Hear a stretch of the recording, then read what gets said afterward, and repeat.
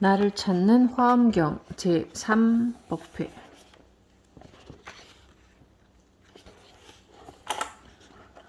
제3설법 장소는 도리천궁입니다. 총 6품이 설해지며 이 가운데 4품은 부처님의 위신력을 받은 법회보살이 10주의 법문을 설하고 있습니다.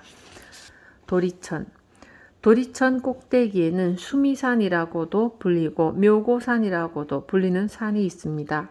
인도어로는 수메르라고 하는데 이것은 히말라야 산맥의 높은 산줄기를 상징하는 것으로 보입니다. 도리천은 33개의 나라로 이루어져 있는데 이 33이라는 숫자는 우리 주변에서도 친숙하게 접할 수 있습니다. 새해를 맞이하는 33번의 보신각 타종이 그것입니다. 여기에는 모든 중생들에게 도리천 세계의 소식을 전하고 중생계의 일들을 다시 천상계에 전한다는 의미가 있습니다. 또한 아직 6계에 속한 중생들에게 부처님 법문을 듣고 성불하라는 의미도 담고 있죠. 1. 불승 도리천 위모 설법경. 부처님이 도리천에 올라가 어머니를 위하여 설법한 경이라는 뜻입니다. 보살이 행해야 될 일과 수기를 받은 이야기, 부처의 신기한 조화인 위신변현에 대하여 설명합니다. 부처님이 도리천에 있는 어머니 마야 부인을 측은히 여겨 어느 해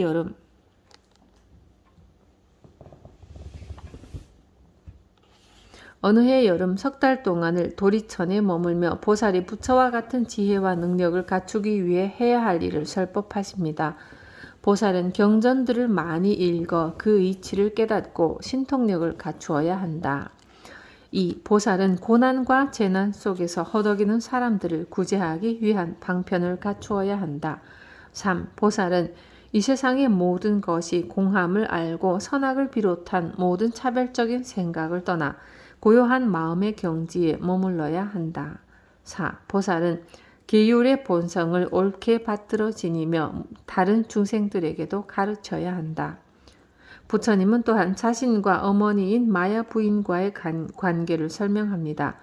부처님 자신은 어머니 마야의 몸에서 태어난 것이 아니라 지혜 바라밀다에서 태어났다고 이야기합니다.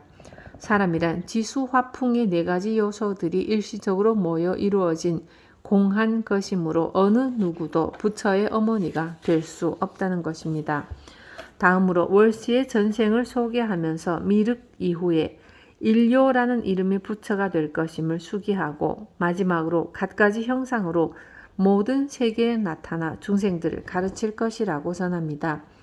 이 경은 보살이 행하는 바와 부처의 위신변현 즉 갖가지 형상으로 모든 세계에 나타나는 능력이 어떻게 대승의 공이라는 입장과 모순되지 않고 조화를 이루는가에 대해 설명하고 있습니다. 2. 어머니를 위하여 설법하신 이는 부처님께서 사위국에 계시며 비구들에게 말씀하셨습니다. 나는 지금 도리천에 올라가 여름 안거를 지내면서 어머님을 위해 설법하고자 한다. 너희 비구들 중에 가고 싶은 사람은 나를 따르거나. 말씀을 마치신 부처님은 곧 도리천에 올라가 한 나무 밑에 앉아 여름 안거를 지내며 어머니 마야 부인과 한량없는 하늘 사람들을 위해 설법하였습니다. 마침내 그들이 모두 진리를 깨닫게 되자 부처님께서는 다시 연부제로 돌아오셨습니다. 비구들이 아뢰었습니다. 놀랍습니다. 세존께서는 어머님을 위하여 90일 동안 도리천에 머무셨습니다. 이에 부처님께서 말씀하십니다. 오늘만이 아니다. 나는 지나간 세상에서도 어머니를 위하여 그 괴로운 일을 제거해 드렸느니라. 그때 비구들이 여쭈었습니다. 과거에는 어떤 일이 있었습니까? 부처님께서 말씀하셨습니다. 먼 옛날 설산 기슭에 원숭이들의 왕이 있어 500마리 원숭이를 거느리고 있었다. 어느 날 사냥꾼이 그물을 쳐서 그들을 둘러싸자 원숭이 왕이 말하였다. 너희들은 조금도 두려워하지 말라. 내가 너희들을 위하여 저 그물을 찢으리니 모두 나를 따라오느라. 그는 곧 그물을 찢었고 원숭이들은 모두 그곳에서 벗어날 수 있었다. 그때 한 늙은 원숭이가 새끼를 업고 가다가 발이 미끄러져 깊은 구렁에 떨어졌다. 원숭이 왕은 어머니를 찾았으나 있는 곳을 알 수 없었다. 그러다가 깊은 구렁을 발견했고 그 속에서 어머니를 찾아내었다. 그는 여러 원숭이들에게 말하였다. 너희들은 힘을 내어 나와 같이 어머니를 건져내자. 여러 원숭이들은 서로 꼬리를 붙잡고 구렁 밑으로 내려가 어머니를 끌어올려 고난에서 벗어나게 하였다. 그때에는 깊은 구덩이의 어려움에서 건져내었고 지금은 지옥, 악귀, 축생의 사막도의 어려움에서 어머니를 건져낸 것이다. 부처님께서 이어 말씀하셨습니다. 부모를 구제하면 큰 공덕이 있느니라. 나는 어머니를 구제하였기 때문에 세상마다 어려움이 없었고 스스로 부처를 이루게 된 것이다. 이런 이치를 알아 너희 비구들은 각각 부모에게 효순하고 공양하여야 하느니라. 3. 도리천에 태어난 사람. 신심을 갖추고 아량이 넓으며 좋은 생각을 갖고 보시를 행하는 사람. 마음이 흐트러지지 않는 사람, 수행자와 다른 덕 있는 사람을 보면 공손하게 인사를 드리는 사람, 덕 있는 행위로 스스로를 닦으며 구걸하는 사람들에게 음식 주는 사람들을 방해하지 않는 사람, 이런 사람들은 죽어서 도리천에 태어난다고 합니다. 13. 천상에 오르신 부처님. 승수미산 정품. 승수미산 정품은 도리천에서 계속되는 품들의 머리말에 해당됩니다. 승수미산이란 부처님께서 도리천의 가장 꼭대기에 있는 수미산 마루에 올라갔다는 뜻으로 부처님이 수미산 꼭대기에서 하늘 사람들을 교화한 내용과 부처님의 덕행을 찬양하고 있습니다. 부처님은 인간 세상에서 사람들을 교화하신 후 하늘 세계의 사람들도 교화해야겠다는 생각으로 도리천의 왕궁인 제석천궁으로 향합니다. 제석천왕은 부처님께서 오시는 것을 보고는 곧바로 궁전을 아름답게 치장하여 부처님을 맞이합니다. 제석천왕은 인도 인드라 신앙의 중심에 있는 창조신을 말하는데 그 제석천왕이 화엄경에서는 부처님을 맞이하는 왕으로 등장하는 것이죠. 부처님께서 제석천궁을 찾아주신 기쁨을 노래로 찬탄하며 제석천왕은 제석천궁이 어찌하여 상서로운 곳인가를 설명합니다. 제석천궁이 상서로운 것은 이미 전생에 가섭 부처님과 연등 부처님을 비롯한 10분의 부처님께서 제석천궁에서 설법을 하신 인연 때문이라고 합니다. 여기서 말하는 10분의 부처님이란 가섭, 연등, 나한본, 부루손, 수협, 시기, 비바시, 불사, 제사, 파르마 부처님입니다.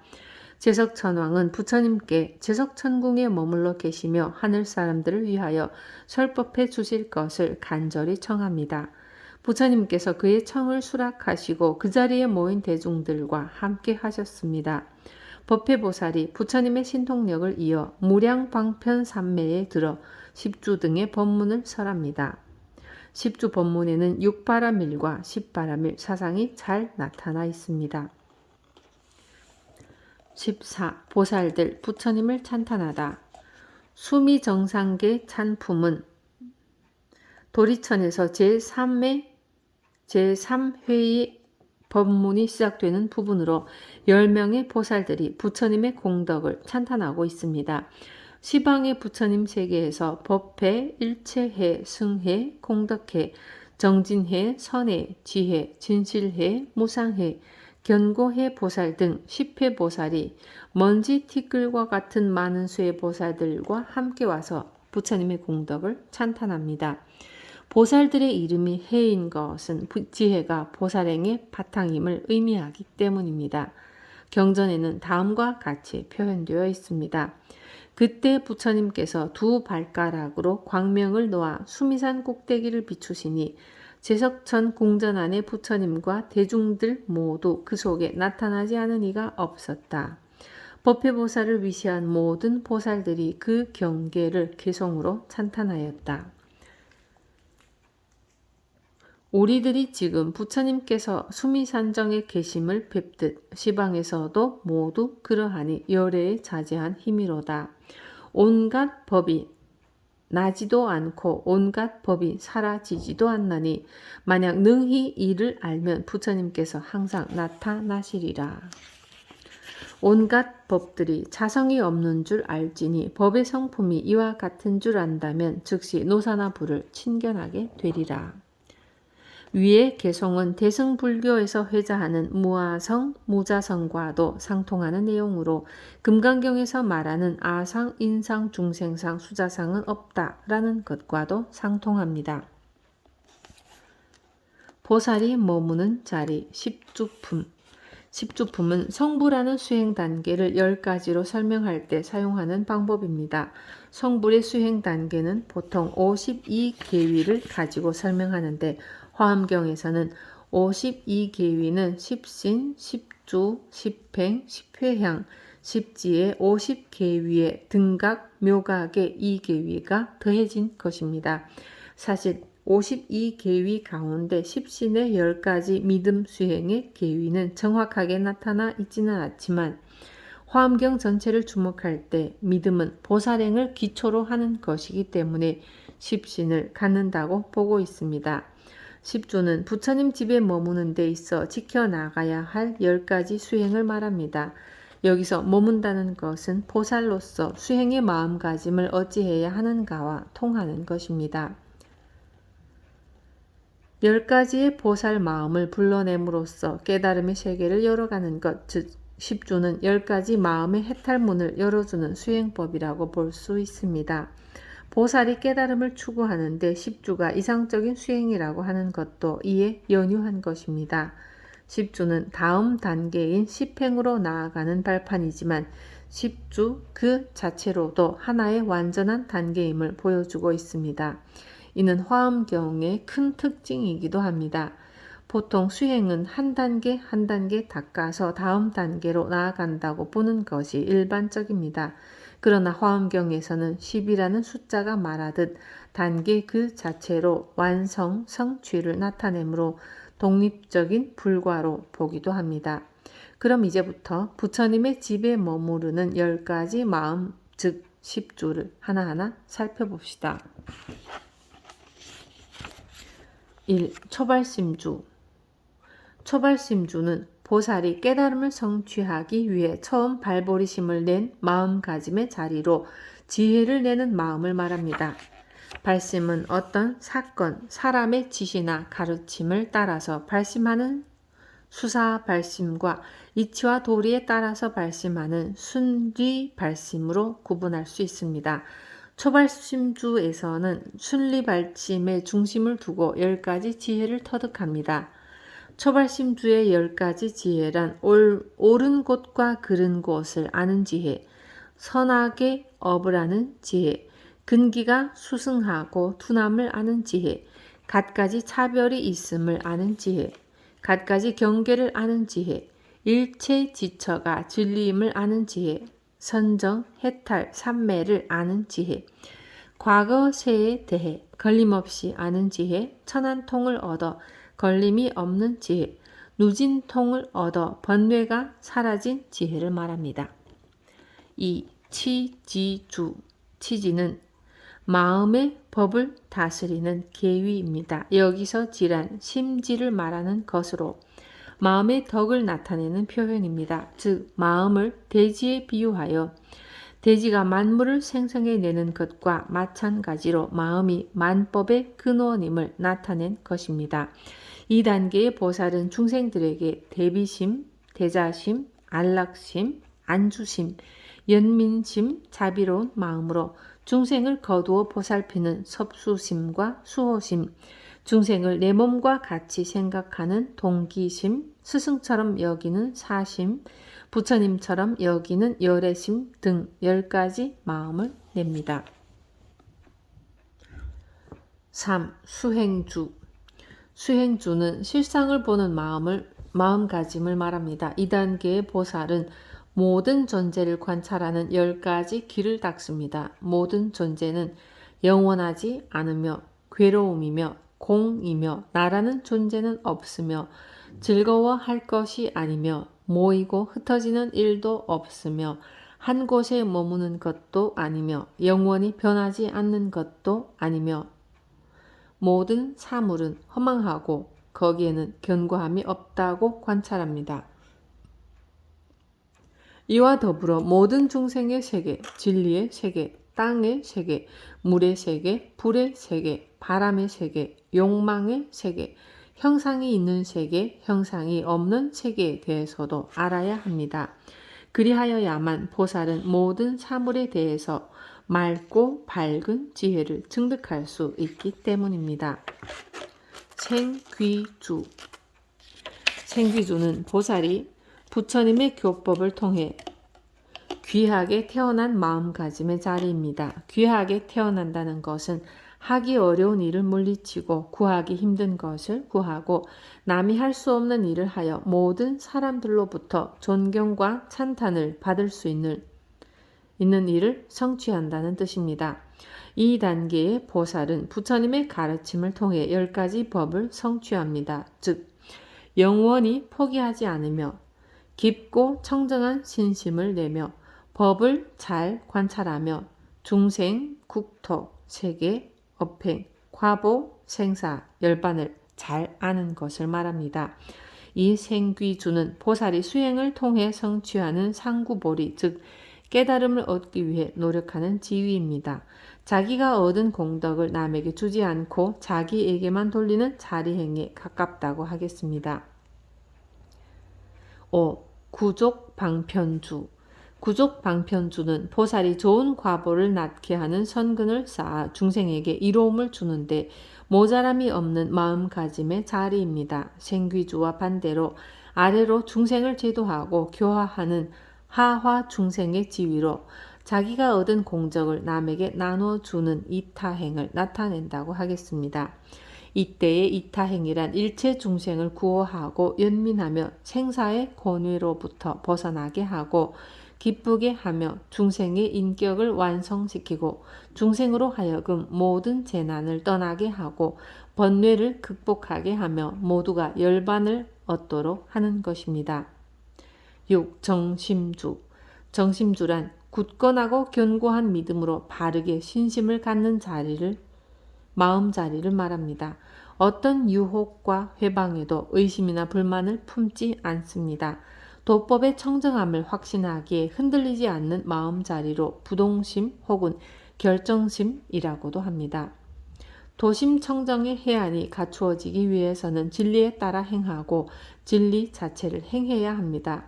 이에 존재의 규명을 위한 반야바라밀 수행을 강조하는데 반야바라밀 행은 존재의 무자성, 공, 연기를 철저히 깨닫도록 하는 수행법입니다. 다시 말해서 존재에 대한 현상의 집착을 경계하고 궁극적 실상에 대한 진실을 바르게 알므로써 흔들림이 없는 신심의 마음자리를 굳건히 하는 수행인 것입니다. 7. 불퇴주. 불퇴주란 보살의 수행과 관련된 의지와 정진을 말하는 것으로 어떤 장애에도 물러서지 않고 포기하지 않는 마음가짐을 말합니다. 어려운 난관을 극복하고 전진해 나가는 의지가 발휘되는 경지입니다. 소품 반야바라밀 경에서는 살타바륜 보살이 불퇴심과 방일함, 나태함 없는 일심으로 반야바라밀을 수행하는 모습이 묘사되어 있습니다. 살타바륜 보살은 반야바라밀을 배우고자 중향성에 있는 단무갈 보살을 찾아 구법 여행을 떠났습니다. 그는 어려운 난관에 봉착하더라도 물러서지 않고 확실한 믿음으로 결연한 의지를 발휘하는데 이는 보살도를 수행하는 것이 얼마나 중요한가를 보여줍니다. 이러한 불퇴전의 보살을 아비발치 보살이라고도 부릅니다. 또한 해심밀경에서는 불퇴주와 관련하여 보살이 익혀야 할 법으로 육바라밀을 설명하고 있습니다. 육바라밀의 네 번째인 정진바라밀 수행 가운데 용맹스러운 피갑정진, 착한 법을 전환해서 일으키는 가행정진, 중생을 이롭게 하는 무퇴정진 등을 이야기합니다. 이로 볼 때 정진과 불퇴전은 곧 복덕과 지혜를 성취하는 기반이 된다고 할 수 있습니다. 8. 동진주.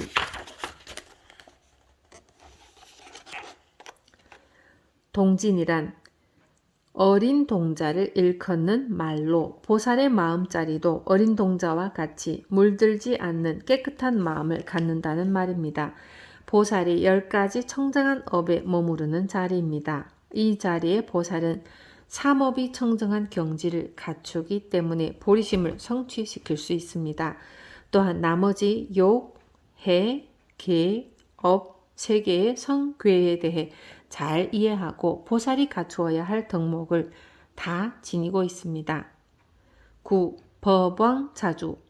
중생과 열애의 일을 잘 아는 지위입니다. 법왕의 아들인 왕자가 법왕의 법행에 대해 모든 것을 관통하고 있는 것처럼 보살도 보살이 행해야 할 법행을 잘 알고 있음을 드러내는 마음가짐의 자리입니다.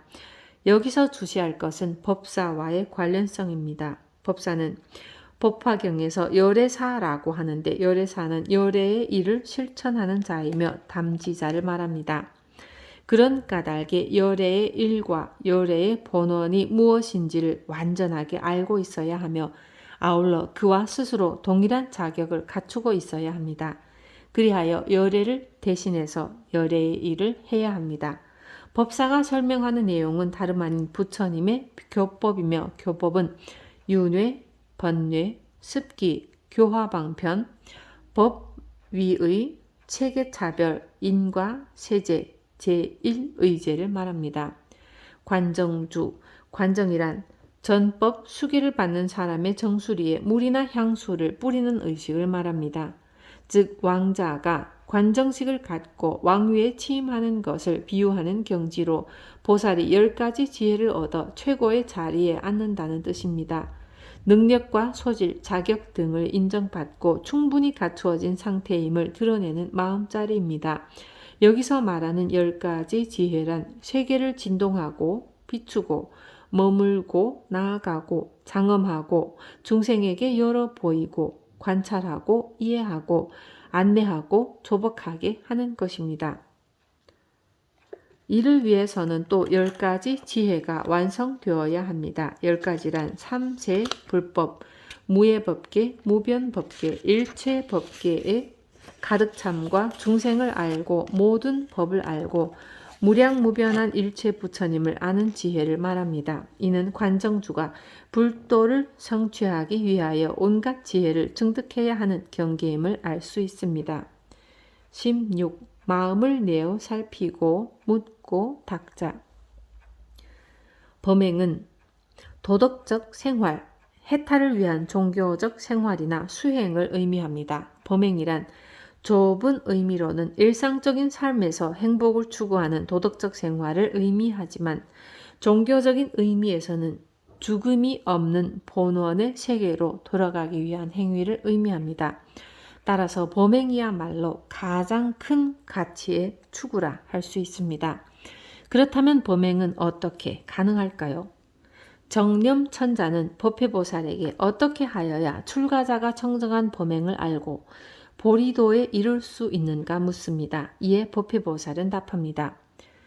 범행을 닦을 때에는 몸, 신업, 말, 업, 의업, 불, 법, 승, 계 등의 10법을 대상으로 하여 관찰하면 청정 범행을 이룰 수 있다. 이는 범행을 이루는 주요한 요지가 관찰하는 데 있음을 말해주고 있습니다. 여기서의 관찰은 그저 바라보는 것이 아니라 내가 관찰하는 대상이 구체적인 실체를 가지고 있는가를 끊임없이 생각하는 것을 의미합니다. 관찰은 지혜의 눈으로 정견을 가지고 대상을 보는 것입니다. 여기서 유의할 것은 관찰을 위해서는 가장 먼저 계율을 잘 배우고 지켜야 한다는 점입니다. 마음을 관찰하고자 하면 마음의 움직임에 대해 민감해야 하는데 계율을 지키지 않고 끄리낌 없이 행동하면 섬세한 마음의 움직임을 알 수 없게 되기 때문입니다. 이렇듯 계율은 부처님의 길을 가는 토대가 됩니다.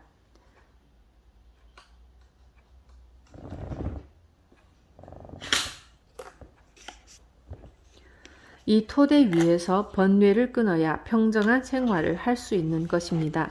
계율이 마음 공부를 하는 기준이 되고 바탕이 된다고 하는 것은 바로 이 때문입니다.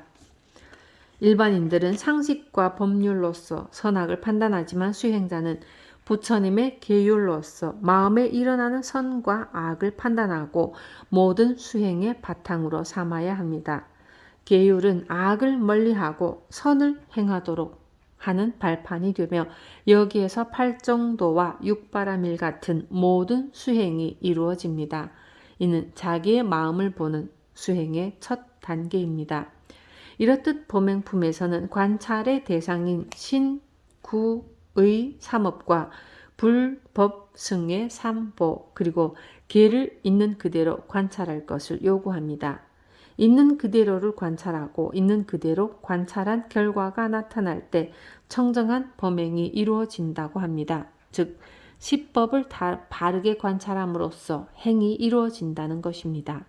그리하여 법회보살은 정념천자에게 다음과 같이 설하셨습니다. 경계라는 것은 요술 같고 꿈 같고 그림자 같고 메아리 같고 또한 헛개비 같음을 분명히 알라. 불교의 가장 큰 특징은 어떤 맹목성도 추구하지 않는 것에 있습니다. 부처님과 교법, 계율, 승가에 대해서도 끊임없이 물음을 품고 생각하라고 가르칩니다. 불교는 부정적인 의미에서의 권위를 추구하지 않습니다. 때로는 혼돈에 빠지고 때로는 잘못된 견해에 생각이 흐트러질지라도 우리 스스로가 계속해서 묻고 찾으며 진리를 추구한다면 불법의 진리임을 알게 될 것입니다. 그것이 바로 불교의 진정한 권위입니다. 보살 시법이란 어떠한 비방에도 마음이 능히 참아낸다. 어떤 칭찬에도 도리어 부끄러워하는 마음을 가진다. 3. 돌을 닦는 것은 기뻐하되 자만하지 않는다. 4. 다른 사람의 나쁜 소문을 퍼뜨리지 않는다. 5. 세간사에 매여 주수를 부리지 않는다. 6. 작은 은혜라도 크게 보답하고자 한다.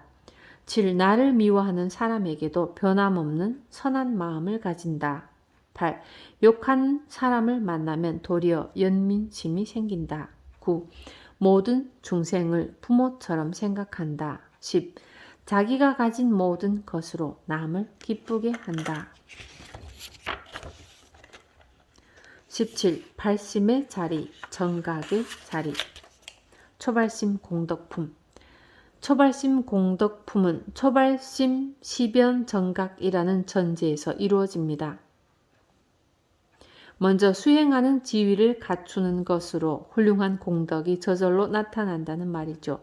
법회보살이 초발심 보살의 공덕에 대해 다음과 같이 말씀하셨습니다.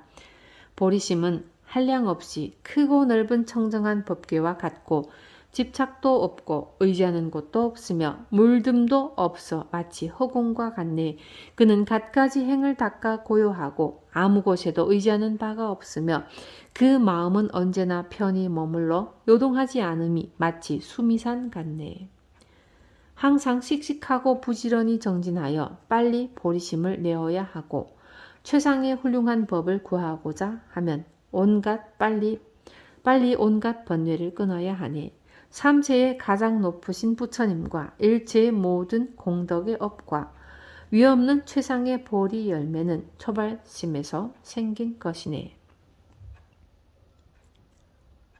무엇보다도 처음 발심한 초심의 공덕이 크다는 말입니다. 이는 꾸준하게 매일매일 발심하고 공부하는 자세가 가장 귀하다는 의미이기도 합니다.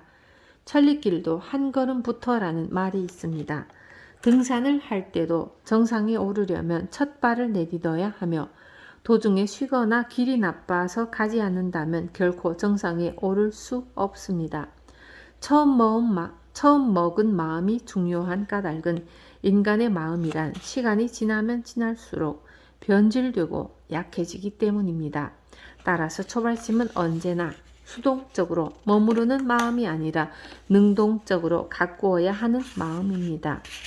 상황 속에 잊히거나 사라지는 처음 발심의 마음을 우리 스스로 견고하게 가꾸어 나가며 끊임없이 정진하고 또 정진하는 것만이 성불로 나아갈 수 있는 길입니다. 이러한 정진의 과정 속에서 결정적으로 발심하거나 또는 선지식을 만나거나 경을 만나서 마음이 열리면 도중에라도 깨달음을 얻을 수 있습니다. 그것이 곧 초심 성불입니다. 첫 마음이 열려서 성불할 수 있다는 것이죠. 실제로 수행하고 결실을 맺는 과정에서 처음 발심한 마음의 에너지라는 것이 얼마나 크고 중요한가는 두말할 나위가 없습니다. 발심한 사람은 청정한 수행을 통해 최초의 발심을 굳건히 하고 본격적으로 깨달음을 향한 길을 가게 됩니다.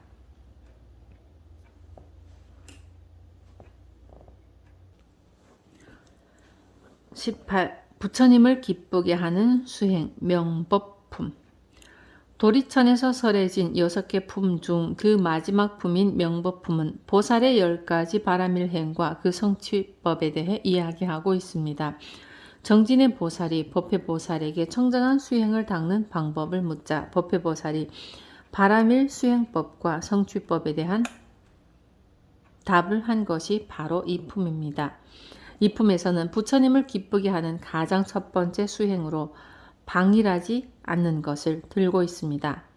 방일하지 않는 것이란 자신의 마음을 항상 수호하여 대상에 흔들리지 않도록 노력을 게을리하지 않음을 말합니다. 그렇다면 방일하지 않음이 왜 그렇게 중요할까요? 개는 금지의 의미를 가지지만 더 근본적으로는 단속의 의미를 지닙니다. 우리는 육근이 마음대로 날뛰지 않도록 단속하는 것이 개의 본래 의미입니다. 우리에게 개를 일러주신 석가모니 부처님은 개를 정하고 제자들에게 무작정 따르도록 강제하신 분이 아니셨습니다. 부처님은 언제나 우리가 수긍할 수 있는 이유를 제시해 주시고 그 모든 개가 우리의 마음을 잘 다스리기 위한 방편임을 일깨워 주십니다. 우리의 마음은 대상과 욕망에 따라 끊임없이 변하기 때문에 잠깐이라도 방심하게 되면 개를 어기기 쉽고 대상에 집착하게 됩니다. 따라서 방일하지 않음을 얻기 위해서는 다음의 10가지가 중요합니다. 1. 계율을 청정히 지키는 것. 2. 어리석음을 버리는 것. 3. 타인에게 아첨하지 않는 것. 4. 불퇴전을 얻는 것. 5. 발심한 바를 항상 생각하는 것. 6. 범부들과 어울리지 않는 것. 7. 선한 업을 닦으면서도 과보를 바라지 않는 것. 8. 보살도를 행하는 것. 9. 끊임없이 선을 행하는 것. 10. 스스로를 계속해서 관찰하는 것. 즉 발심한 바를 항상 생각하는 초발심주나 어떤 외부의 유혹에도 굴하지 않는 불퇴전주의 머무름도 모두 마음을 모아 견고하게 만들기 위한 필요한 수행들입니다. 이러한 수행을 지속시켜 나감으로써 방일하지 않음을 얻고 즉 고요한 마음을 획득할 수 있게 됩니다. 무리들과 쓸데없이 어울리지 않으며 타인의 태도에 집착하지 않음으로써 우리는 모든 산란한 마음을 그치고 더욱 정진할 수 있게 됩니다. 스스로를 계속해서 관찰하는 것은 지혜를 얻기 위한 수행입니다. 이처럼 정지관은 자기 자신을 닦는 중요한 수행입니다. 선한 업을 닦으면서도 과보를 바라지 않은 것, 보살의 도를 행할 것, 끊임없이 선을 행함은 자기를 닦을 뿐만 아니라 이웃과 자신이 속한 사회를 이롭게 하는 수행이기도 합니다.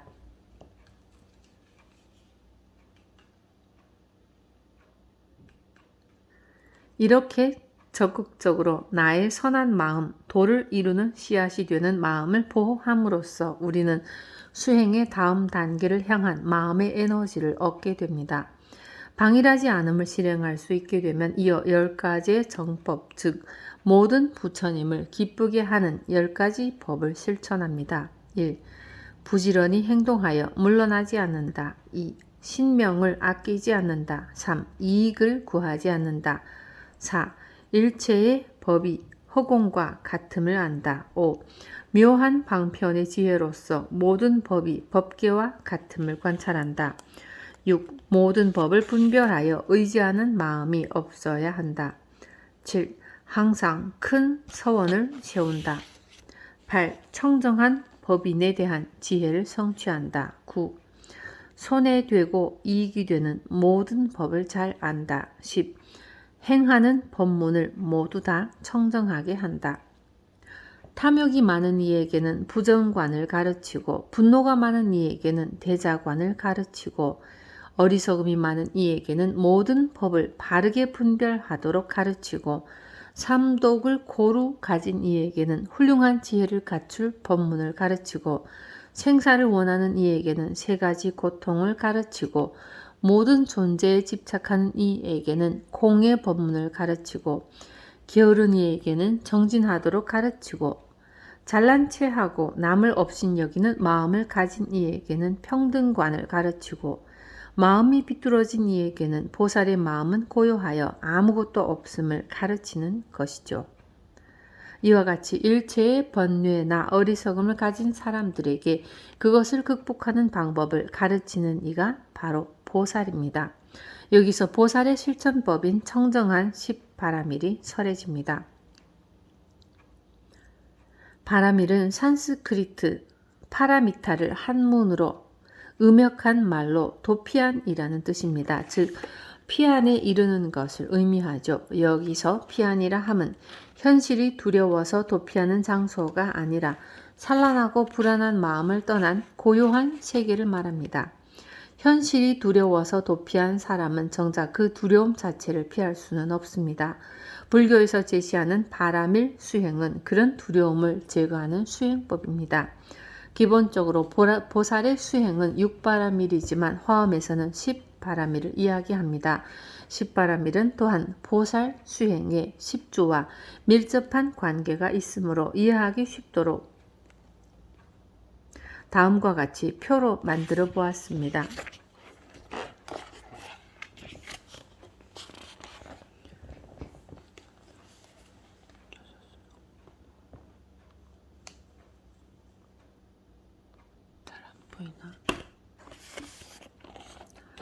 보시바라밀 탐착의 마음을 버리고 만족을 알도록 함.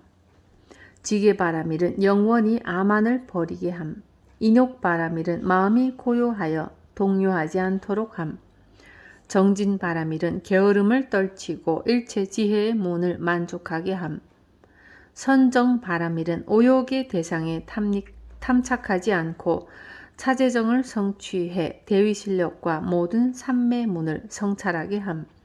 반야바라밀은 편견을 버리고 일체지지 법문에 들어가게 함. 방편바라밀은 중생교화에 실증이나 짜증을 내지 않고 모든 중생을 제도하되 거기에 집착하지 않게 함. 원바라밀은 일체 중생을 성취케 하고 세계를 장엄하며 지혜롭게 공양하기 위해 미래겁의 지혜에 머물러 일체 신념을 알고 일체지에 머물게 함. 역바라밀은 깊은 심력과 신력, 대자비력을 갖추어 일체 중생을 만족시키고 믿고 이해하고 받아들이게 함.